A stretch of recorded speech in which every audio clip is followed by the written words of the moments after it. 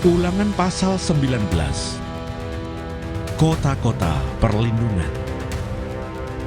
Apabila Tuhan Allahmu sudah melenyapkan bangsa-bangsa yang negerinya diberikan kepadamu oleh Tuhan Allahmu, dan engkau sudah menduduki daerah mereka dan diam di kota-kota dan rumah-rumah mereka, maka engkau harus mengkhususkan 3 kota di dalam negeri yang diberikan Tuhan Allahmu kepadamu untuk diduduki.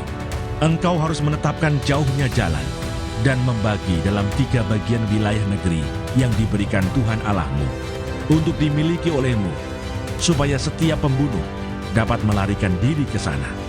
Inilah ketentuan mengenai pembunuh yang melarikan diri ke sana dan boleh tinggal hidup apabila ia membunuh sesamanya manusia dengan tidak sengaja dan dengan tidak membenci dia sebelumnya. Misalnya, apabila seseorang pergi ke hutan dengan temannya untuk membelah kayu. Ketika tangannya mengayunkan kapak untuk menebang pohon kayu, mata kapak terlucut dari gagangnya, lalu mengenai temannya sehingga mati. Maka ia boleh melarikan diri ke salah satu kota itu dan tinggal hidup. Maksudnya, supaya jangan penuntut tebusan darah sementara hatinya panas dapat mengejar pembunuh itu. Karena jauhnya perjalanan menangkapnya dan membunuhnya. Padahal pembunuh itu tidak patut mendapat hukuman mati, karena ia tidak membenci dia sebelumnya. Itulah sebabnya aku memberi perintah kepadamu demikian. 3 kota haruslah kau khususkan.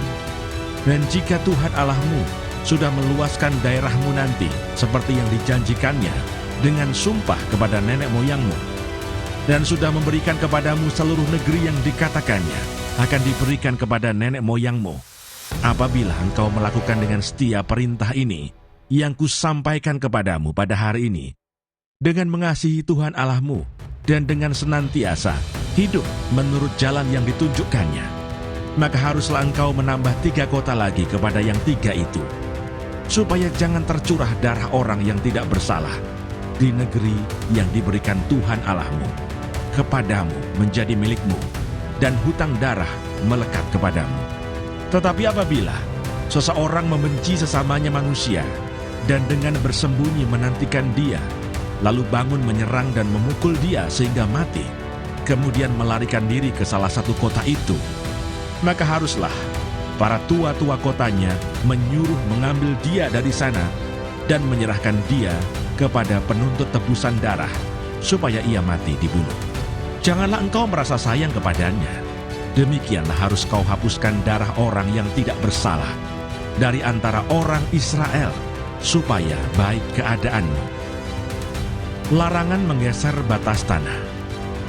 Janganlah menggeser batas tanah sesamamu yang telah ditetapkan oleh orang-orang dahulu di dalam milik pusaka yang akan kau miliki di negeri yang diberikan Tuhan Allahmu kepadamu untuk menjadi milikmu. Dari hal saksi, 1 orang saksi saja tidak dapat menggugat seseorang mengenai perkara kesalahan apapun atau dosa apapun yang mungkin dilakukannya. Baru atas keterangan 2 atau 3 orang saksi perkara itu tidak disangsikan. Apabila seorang saksi jahat menggugat seseorang untuk menuduh dia mengenai suatu pelanggaran, maka kedua orang yang mempunyai perkara itu haruslah berdiri di hadapan Tuhan, di hadapan imam-imam dan hakim-hakim yang ada pada waktu itu.